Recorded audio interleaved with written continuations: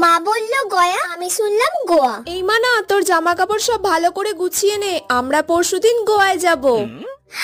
Wow, আমরা পরশুদিন গোয়ায় যাব। মা, খুব মজা হবে তাহলে, সবাই মিলে আমরা গোয়ায় যাব। আসলে ওখানে গিয়ে তোর ঠাকমা তো মানত করেছে তোর দাদুর জন্য তপস্যা করবে।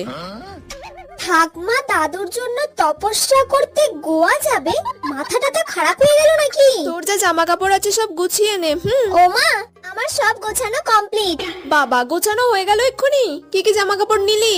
3টে ওয়ান পিস নিয়েছি, 2টো শর্টস নিয়েছি, ব্যাস এইগুলোই নিয়েছি। এই মেয়েটার কি মাথাটা তা খারাপ হয়ে গেছে নাকি? ও গয়ায় যাবে, গয়ায় গিয়ে শর্টস পরবে, ওয়ান পিস পরবে? এইসব জামা কাপড় তুই কেন নিয়েছিস? গয়াতে গিয়ে তুই শর্টস পরবি, ওয়ান পিস পরবি? তোর মাথাটা তা খারাপ হয়ে গেছে নাকি?